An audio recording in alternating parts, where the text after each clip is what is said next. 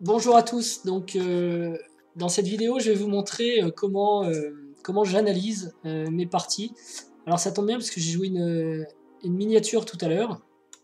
En fait j'ai gaffé, j'ai fait une bourde. Donc ça va permettre de vous montrer rapidement quel est le processus d'analyse d'une partie, parce que la partie n'est pas longue du tout. 16 coups, franchement on peut difficilement faire plus court. J'attire aussi votre attention, si vous êtes passionné par les échecs et que vous avez envie de progresser, sur le fait qu'il faut analyser toutes ces parties, et donc c'est pas parce que j'ai fait une gaffe énorme très tôt que je ne vais pas quand même regarder cette partie, parce que vous allez voir d'ailleurs on peut oublier des choses et il se passe toujours des trucs intéressants, et il faut analyser toutes ces parties, même ces blitz, même ces gaffes, etc. C'est je pense la seule façon de progresser, ou la seule façon de se rendre compte que c'est plus la peine d'insister. C'est un peu le cas pour aujourd'hui, mais bon, c'est pas grave. Donc allons-y. Donc j'avais les noirs dans cette partie contre Genius 2992, c'est une partie qui s'est jouée sur internet, online, en 15 minutes KO d'ailleurs je crois. Habituellement je joue avec un incrément, mais j'arrivais pas à trouver des adversaires, et là bon, j'ai vu qu'il y avait un 2000 qui passait avec un 15 minutes KO, je me suis dit bon ok, je vais prendre ça. Donc la première chose que je fais, c'est que j'essaye de retranscrire dans la partie tout ce que j'ai pu penser pendant que je l'ai joué. Donc des 4, ma foi, j'ai pas pensé grand chose, là c'est quelque chose d'assez habituel. Par contre je note quand même que c'était online, 15 minutes, KO. C'est important parce que j'étais KO avant, mais bon, c'est pas ma cadence habituelle. Donc des 4, je répondais 5 ici, pourquoi pas, cavalier F6 sur E3. Je joue cavalier F6 parce que après E3, les blancs n'ont plus fou G5, donc le cavalier F6 c'est assez tranquille. C4, c'est pas un coup super classique. Je m'attendais peut-être à un cavalier F6, mais ok. J'ai joué E6. Alors je joue aussi, je sors pas le cavalier, le fou C8, parce que j'ai peur de coups comme dame B3 ici quand ce soir le fou C8, donc je l'enferme. Il vivra plus tard, normalement il renaît de ses cendres vers la case B7 un peu plus tard. Cavalier F3,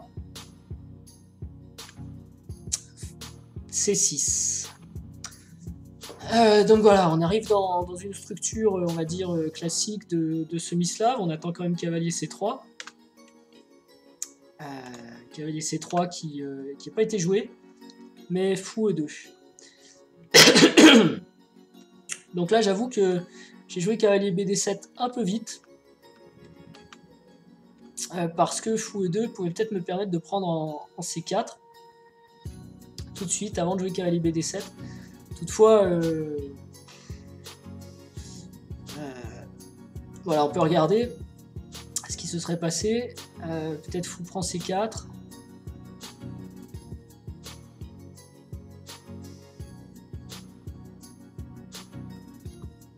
Peut-être même mieux ici, puisque le fou a déjà bougé. On peut jouer ici avec cavalier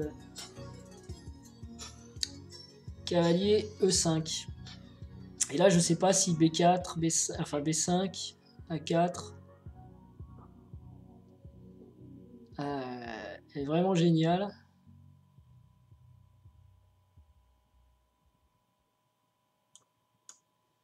Parce que sur B5, A4, il n'y a pas vraiment de menace. On peut peut-être jouer... Non, on peut pas jouer cavalier BD7. On peut jouer fou B7 pour défendre C6. Et là, les noirs vont avoir du mal à récupérer leur pion. Donc en fait, sur D prend C4, le mieux, c'est quand même de le reprendre tout de suite. Si on joue B5, fou D3, fou B7. On n'a pas B4, on n'a pas trop de sens ici, parce qu'il n'y a pas le cavalier en C3, donc c'est peut-être un petit peu tôt. Je pense que c'était un coup jouable. Alors quand je mets des variantes, ce que j'ai vu pendant la partie, il est important aussi de leur donner une évaluation de... Parce que vous donnez une variante, en fait, elle n'a de sens que si vous êtes capable de l'évaluer, quoi, la fin des calculs. Donc là, je pense que dans cette variante, il y a une égalité, peut-être même un petit avantage noir. Mais sur la variante fou C4, c'est plutôt les blancs qui ont l'avantage, ils ont gardé le pion. Voilà, donc j'ai joué cavalier BD7 qui contrôle le 5, qui empêche cavalier E5 aussi dans d'autres variantes plus tard. Alors j'ai la musique qui fait un peu de bruit, attendez. Voilà, c'est pas des super musiques parce qu'elles sont libres de droit, donc bon, c'est pas forcément ce qu'il y a de top, mais bon, ça permet d'avoir un petit peu d'ambiance. Et donc j'ai joué cavalier BD7 qui contrôle la case E5 et qui évite des cavaliers E5 plus tard. Donc ça va quand même. Cavalier BD2. Donc là, du coup, je pensais moi, je trouve que c'est un bon coup parce que en fait sur cavalier C3, je revenais sur des modèles plus classiques de mes rangs avec une position connue.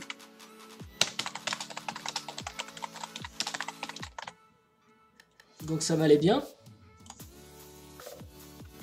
Par contre, après cavalier BD2, moi je trouve que c'est un coup intéressant parce que si maintenant je joue pion prend, et bien il y a cavalier prend. Et c'est pas la même. Le cavalier a bien fait de passer par D2, et, le contrôle de 5 est total. Et même B5, bon on gagne un temps sur le cavalier, mais je sais pas si c'est vraiment le même schéma quoi. Parce que sur B5, voilà, il va y avoir cavalier E5. Et donc cette manœuvre du cavalier blanc est quand même assez intéressante et inattendue, avec une attaque sur C6. Et je pense ici que les blancs s'en sortent pas mal du tout. Donc sur cavalier BD2, j'ai pas fait D prend C5 comme j'espérais faire, mais j'ai joué fou D6. Fou D6 pour me développer tout simplement en attendant de voir venir. Là-dessus, il joue B6, C5 pardon, qui pour moi est pas un super coup. Il y a pas mal de joueurs qui se jettent là-dessus dès qu'ils peuvent. Mais pour moi, il est plutôt douteux. On verra après avec l'ordi. Vous remarquez d'ailleurs que quand j'analyse, là je suis en train d'écrire ce que j'ai pensé pendant la partie. Je m'occupe pas du tout de l'ordinateur ou de ce qu'on fait les grands maîtres dans la même position, etc. Je fais chaque chose en son temps. D'abord ce que moi j'ai pensé, même si mes analyses sont fausses, etc. Donc sur C5, je joue fou C7 avec l'idée évidemment de pousser le 5,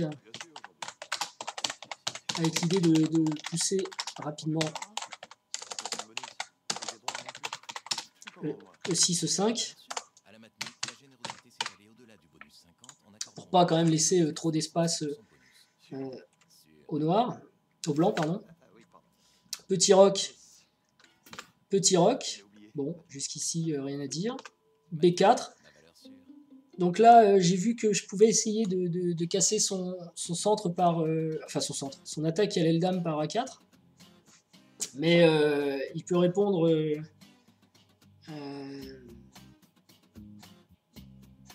il peut répondre par B4, B5.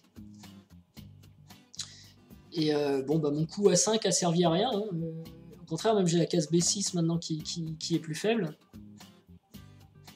Et si je prends, donc là cette fois il menace vraiment B5, B6, fou B8, franchement je vais avoir des problèmes. Et si je joue C, alors je vais avoir des problèmes pourquoi? Parce que la tour sortira plus, hein, tout simplement, ça va être compliqué de la sortir.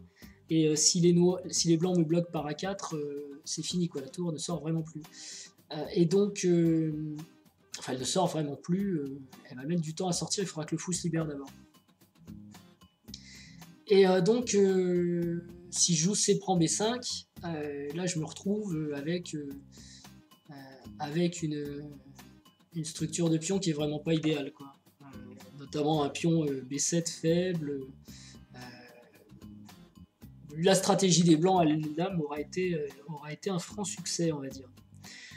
Donc A5, je le sens pas du tout. Je pense pas que ce soit bon. Parce que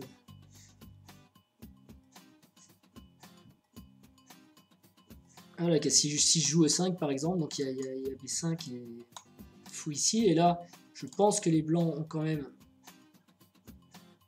un avantage. Et si je prends, fou prend, c'est pareil, les blancs ont l'avantage également à cause du pion B7 qui va être faible. Franchement, un super développement. De toute façon, vous regardez les deux positions, voilà, les blancs ont de l'espace, ils jouent, et les noirs, on ne sait pas trop ce qu'ils font, quoi. Qu'est-ce qu'ils ont voulu faire dans leur ouverture? Ils ont un fond C8 qui est complètement fermé. Donc ça va mal, ça va déjà mal. Donc sur B4, j'ai décidé J'ai regardé aussi A6, mais A6 ça marche pas des masses parce qu'il y a A4. A6, il y a A4, qui je pense est un bon coup. A4 qui du coup menace à nouveau B5. Parce que je pourrais pas prendre, enfin si je pourrais prendre, mais dès qu'il développe son fou pour défendre sa tour, moi ma tour elle est en l'air derrière, donc je pourrais pas non plus aller très très loin avec A6 pour empêcher B5. Donc ce que j'ai joué c'est E5, qui est peut-être prématuré un petit peu parce que... Mais que faire quoi? En même temps c'est ça, que faire? E5. Il m'a répondu fou B2. Et j'ai joué E4. Il n'y a pas d'urgence ici, j'aurais pu jouer tour E8. Par exemple, si pion prend, cavalier prend, fou prend, tour prend, cavalier F3.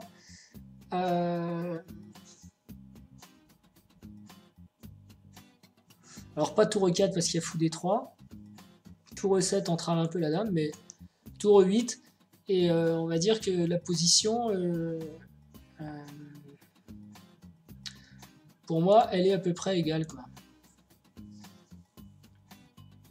Peut-être un léger avantage au blanc quand même, du fait du bon fou et celui-ci qui est mauvais, mais je vais avoir fou G4, à moins que les noirs ne jouent H3 peut-être, tout de suite. Mais j'ai aussi la case E4 pour le cavalier, donc je trouve que ça va quand même pas mal, quoi. Voilà, il faudra se méfier de la case D6. Donc du coup j'ai joué E4, cavalier E5, et ici j'avais prévu initialement cavalier prend, pion prend,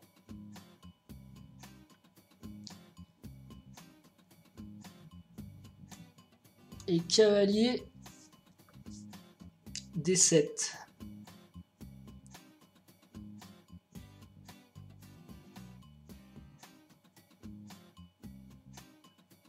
Mais pourquoi je ne l'ai pas joué?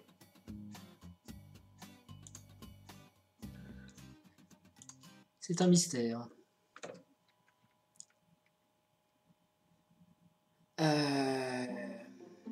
Cavalier D7, peut-être j'avais peur de F4. Ouais, c'était ça. E franc. Cavalier prend. Tour E8.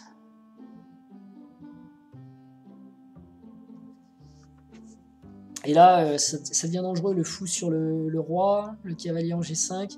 Alors tour E8, on peut encore défendre par dame D4, dame E7. Et bon, on a des choses comme ça qui rentrent discrètement, qui peuvent être très très embêtantes.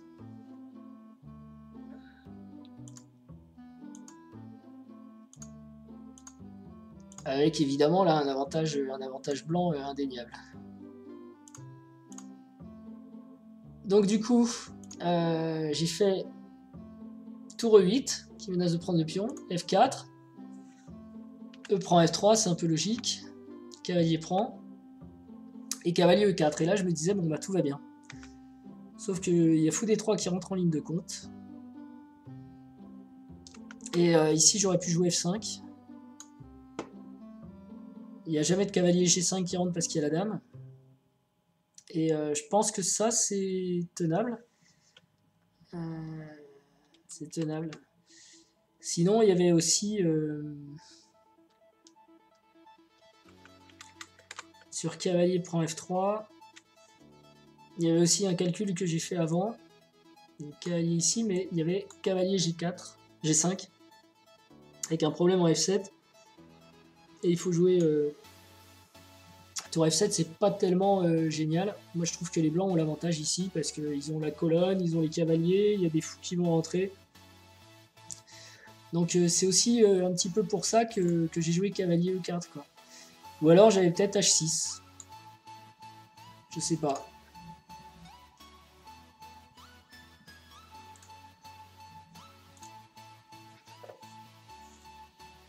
C'est pas génial d'affaiblir le roc comme ça, hein, donc... Le contrôle G5 mais affaiblit le roc. Voilà. Donc sur cavalier E4, fou D3, coup de mon adversaire. Donc j'avoue que si la partie est vraiment super intéressante et que j'ai envie d'en savoir plus, je regarde aussi les coups de l'adversaire, essayer de les améliorer ou de dire pourquoi. Mais bon, là, sur cette partie, c'est pas très intéressant et j'essaye surtout de voir mes erreurs. Enfin, là, pour l'instant, je transcris ce que j'ai pensé pendant la partie. Pour les erreurs, on verra plus tard. Donc, voilà, là, j'ai joué F6. Qui est une gaffe. Super gaffe. Donc, j'avais F5. Sur F5, il fallait se méfier peut-être d'un coup comme... alors cavalier H4 ne marche pas.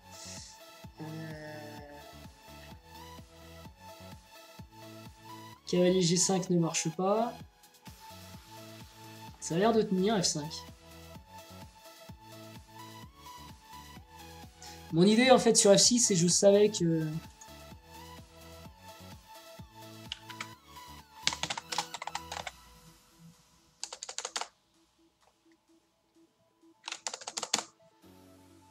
Je savais que F5 pouvait tenir. Je savais aussi que...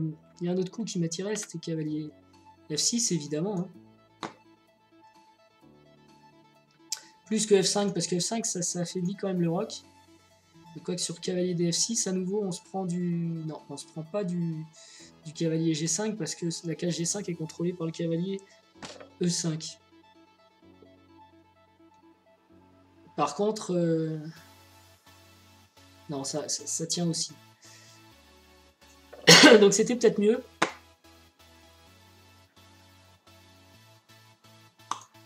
Donc je vais le noter. Je sais pas si je le mets en variante parce que j'avais pas calculé grand chose en fait. Donc je peux noter ce que j'ai pensé. Hein. Je repousse donc 14 F5 et 14 cavalier 7 F6 DF6 car je calcule une suite gagnante, enfin entre guillemets gagnante, sur fou prend E4.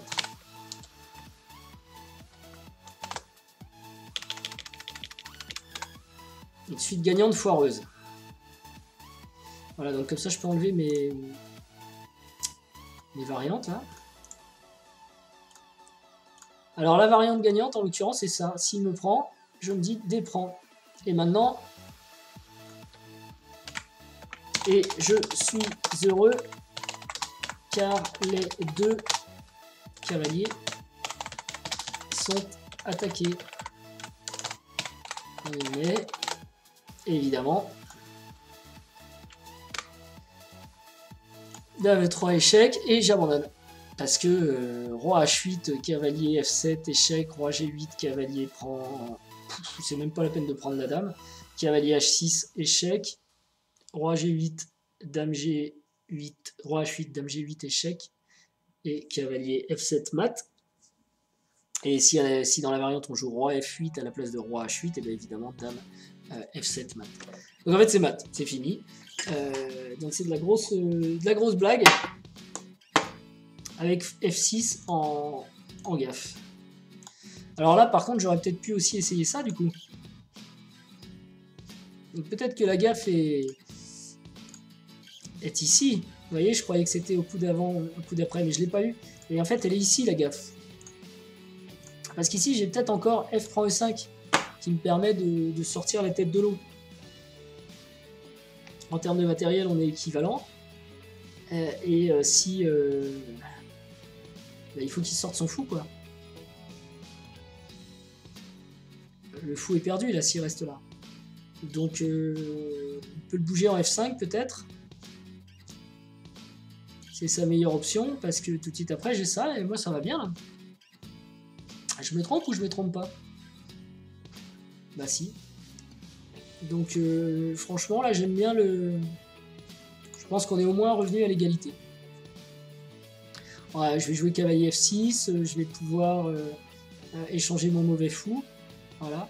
Et si de toute façon il rejoue fou C2 au lieu de fou F5, et bien quand je pousse 4, son fou est quand même assez enfermé. Donc, mauvaise partie. Mauvaise partie, monsieur, très mauvaise partie.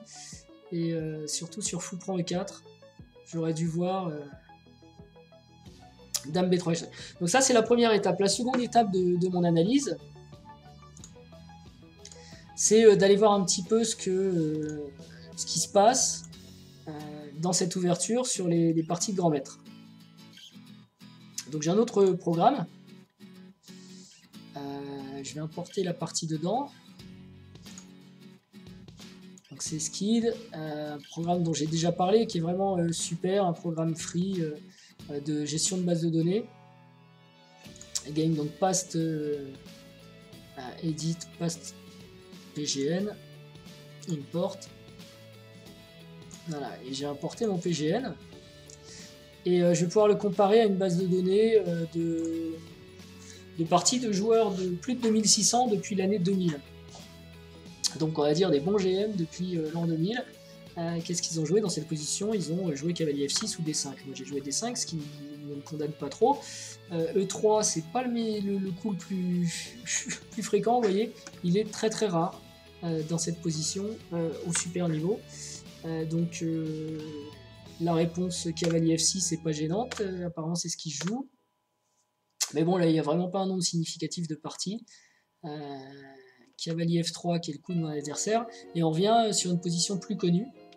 Donc il faudra regarder sur une base de données plus grosse là s'il n'y a pas du flottement par ici dans les interversions, si on peut pas aller vers autre chose. En tout cas à partir de cavalier F3 on revient sur du plus connu. J'ai joué C6, j'avais fou E7 aussi évidemment, ouais, mais bon, sauf que je joue pas fou E7. C6, et sur fou D3 on revenait dans la semi-slave avec une sorte de méran accéléré, mais mon très cher adversaire a préféré jouer fou E2. Fou E2, donc le coup qui a déjà été joué, bah, d'ailleurs il n'y a qu'une partie qui a été jouée, donc on peut la regarder, c'est Alessandrov contre Deviatkin. Ok. Et donc j'ai joué moi aussi cavalier BD7, donc je suis pas... Là j'ai réfléchi, en plus j'ai hésité avec des princes C4, donc bon, voilà, je suis content de ne pas être le seul à avoir joué ça. Cavalier D2 est aussi le coup qu'a joué Alexandrov. Et donc fou D6, ok. Et là par contre il y a eu B3 qui n'a pas été joué dans notre partie, nous on a C5. Et ça je pense vraiment C5 que c'est pas une grande trouvaille. Donc ouais, j'avais mis douteux. Donc là, en fait, j'ai rien trouvé d'extraordinaire sur l'ouverture. Je peux continuer à la traiter comme ça, à mon avis. Voilà. Donc maintenant, je vais regarder sur le... Alors, attendez, parce que peut-être qu'un petit peu plus loin, on revient quand même par interaction de coups. Ah bah non, après C5, c'est fini. Je vais regarder avec l'ordinateur s'il me trouve des améliorations sur mon jeu et des erreurs sur mon jeu. Donc je lance un module d'analyse que vous voyez pas d'ailleurs, je vais peut-être essayer de faire en sorte que vous le voyez.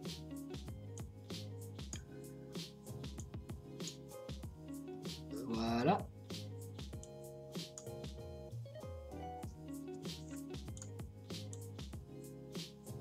Donc là on a le module d'analyse qui regarde un petit peu ce qui s'est passé, donc je vais pouvoir comparer mon jeu avec la vie de l'ordinateur. Donc évidemment là on est dans du normal, mais à partir de C4, est-ce qu'il y avait une arnaque que j'aurais pu rater? Il propose E6, C5, peut-être remonter un petit peu, mettre une troisième variante, Et C6, sachant que bon, bah, les 3 coups semblent se valoir. De toute façon, j'ai joué E6, qui est son premier coup. Cavalier F3. Ah là, j'aurais pu jouer C5, effectivement. Venir peut-être contester le centre au lieu du C6 que j'ai joué. Ou fou E7. Bon, maintenant, il met 0,13, ok. Et sur C6, 0,30. C'est vrai que c'est un peu passif. Maintenant, ça me ramène quand même dans ce que je connais. C5, j'aimais ça. Alors, je regarde justement pour le fun l'idée de l'ordinateur. Et je vais écrire ici que c'est une suggestion ordi. Bon, je le mettrai à la fin de la variante. C5 avec comme variante possible C prend D5. E prend D5. Alors le problème c'est que les noirs peuvent se retrouver ici avec un pion central isolé, le pion D5 isolé, ce qui n'est pas quelque chose que je sais bien jouer encore. Ça viendra parce que je vais beaucoup potasser ce truc là. Mais... Donc fou B5, fou D7.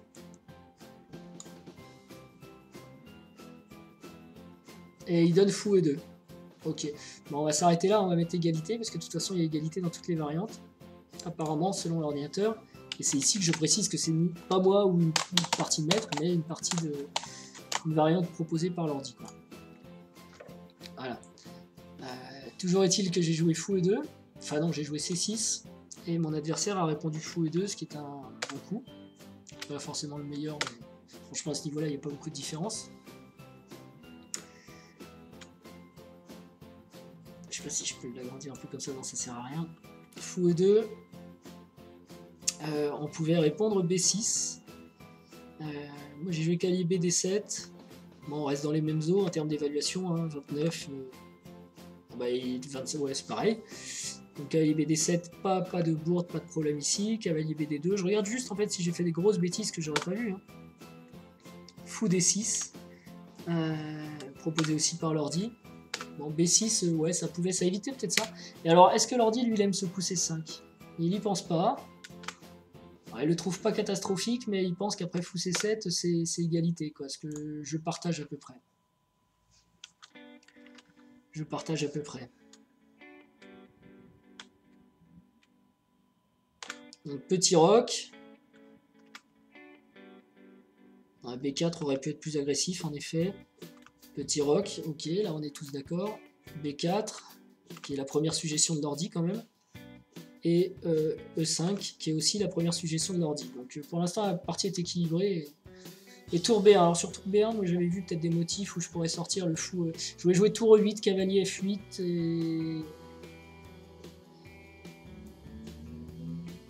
et fou F5, mais ou même pousser E4, quoi. Là je menace de pousser E4. Donc sur fou B2, E4 c'est bien. Franchement c'est le bon coup d'ailleurs, hein, selon l'ordi. C'est le seul qui prend l'avantage dans la position. Enfin, est-ce que c'est E4 qui est bon ou est-ce que c'est fou B2 qui est pas génial, mais... Ici, cavalier E5. Tour E8, toujours bien joué. F4. Et donc là, je fais une erreur en fait avec... qu'est-ce que j'ai joué moi? Ah bah non, j'ai joué le meilleur coup de l'ordi aussi, le prend F3. Donc on voit bien joué. Hein.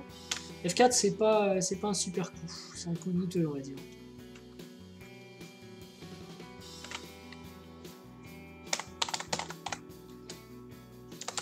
On va plutôt mettre le coup que recommande l'ordi plutôt que de dire que c'est l'ordi qui a mis le... Plutôt qu'F4, l'ordi, lui, il voit bien un cavalier G4, mais en fait, depuis un petit moment, là,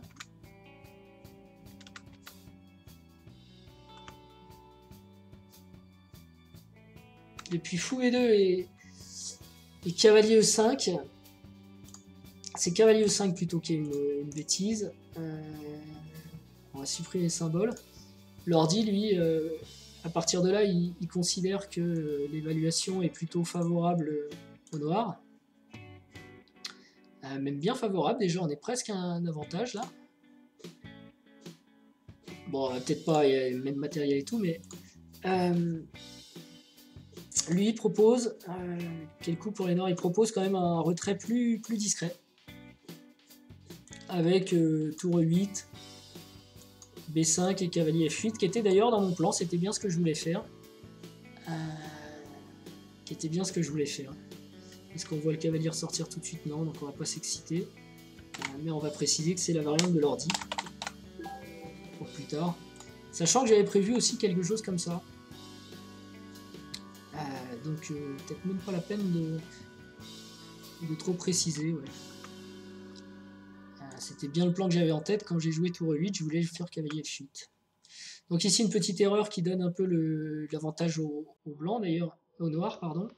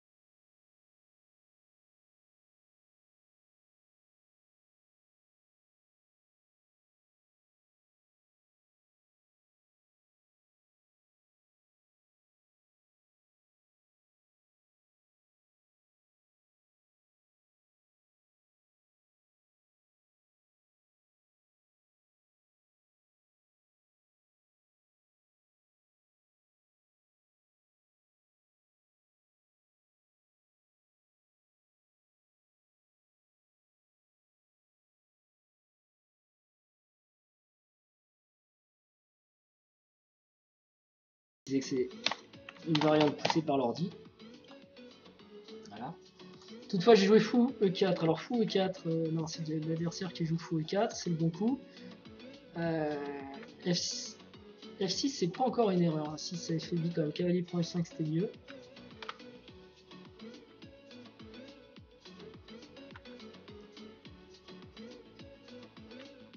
Donc je le fou souci.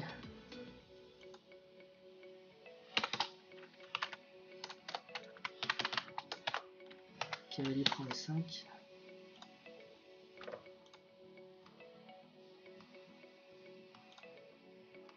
Et évidemment la D prend E4 c'est ce qui peut arriver de moins bien. F prend E5, fou, F5, E4 ça passe, on vient de le voir, c'est ce que je disais, ça me laissait même encore un léger avantage, ou une égalité, ouais faut pas exagérer. Ah si, léger avantage quand même, c'est ce que je disais tout à l'heure. Et là évidemment c'est la fin des haricots, dame B3 échec et j'abandonne. Voilà. Alors c'est pas fini, j'ai fait l'analyse de cette partie. Évidemment elle est courte et vous avez vu on y a passé quand même déjà un petit moment. Puisque l'enregistrement ça fait déjà une demi-heure pour 16 coups. Et j'ai pas tout à fait fini parce que donc j'ai identifié des erreurs. Des erreurs sur mon jeu. Que je vais loguer. Et pour ça, j'ai un radar, un erreur radar. Et d'ailleurs, ici, j'ai une erreur que j'ai déjà répertoriée, qui a un coup d'attaque en diagonale que je vois pas en fait. Donc, voilà un exemple de radar où je vais noter un petit peu, ou même pas un petit peu, totalement, mes erreurs.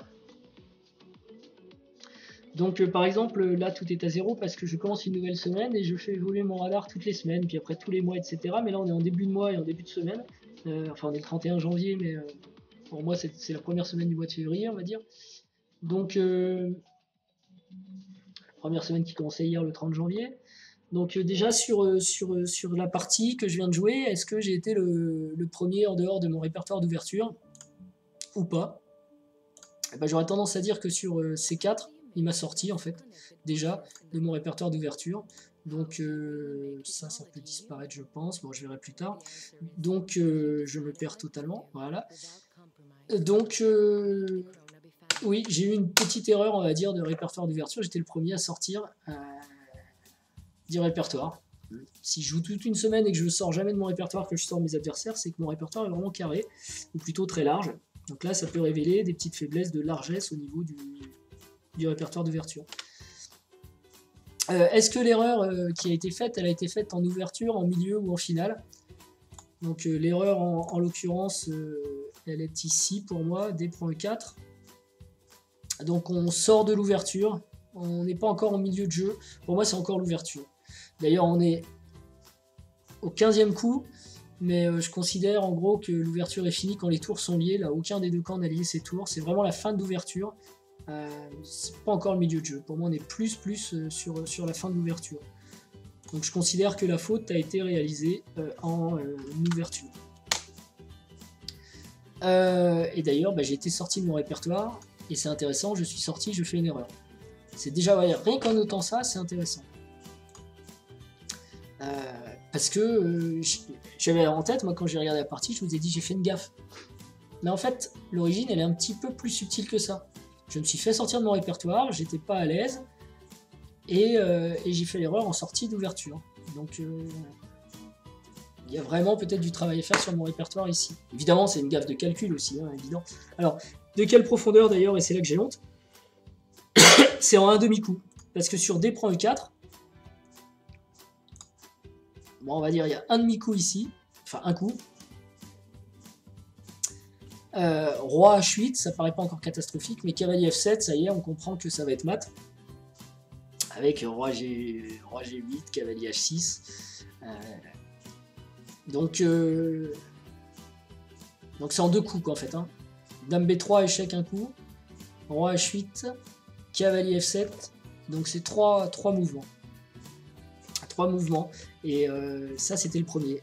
On va dire 1, 2,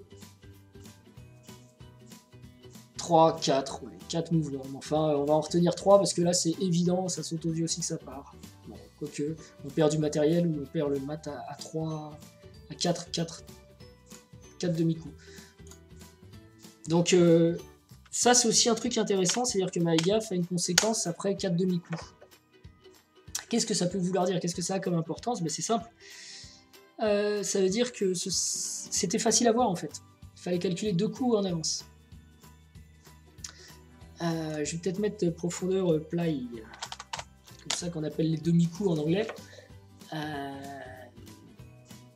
Ça veut dire qu'avant de jouer, si je veux éviter, si je me rends compte en fait en fin de semaine que j'ai des erreurs qui sont toujours en 4 plays à peu près, en 4 demi-coups ou en 2 coups, je pourrais me dire que je calcule comme une buse, même pas au-delà de 2 coups, et que je ferais bien de tout calculer à 2 coups. Quoi. Ce qui est quand même à la portée de tout le monde, surtout là on avait des coups forcés, prise, échec.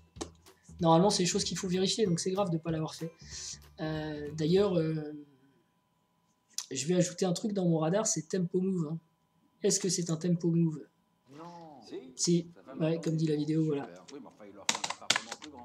Donc, il refait tout le dossier de crédit, et là, l'assurance lui colle une grosse surprise. Parce qu'avec son souci de santé l'année dernière, tu te souviens? Ouais. Alors, j'écris TTC parce que pour moi, ça veut dire Tech Check Tempo. Enfin, ouais, Tech Tempo Check. Ça veut dire, est-ce que c'est une prise, est-ce que ça attaque une pièce, ou est-ce que ça fait échec? En l'occurrence, il y avait tout. Il y avait une prise, et un échec, et ensuite un mat. Donc des séquences forcées que normalement il faut calculer. Je ne les ai pas vérifiées. Donc là pour moi c'est même l'erreur la plus grave. On ne peut pas jouer sans vérifier en retour ce que l'adversaire peut faire comme prise et comme échec. C'est-à-dire que dans cette position, j'ai joué à tempo parce que je l'avais calculé, que j'étais tout content de la réponse. D prend E4 et youpi, j'attaque ces 2 cavaliers.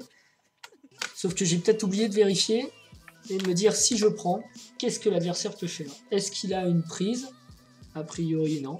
Est-ce qu'il a un échec? Oui, dame B3. C'est grave? Ah bah oui, catastrophe, je me fais mater. Bon bah il est encore temps de jouer F.5. Mais... voilà.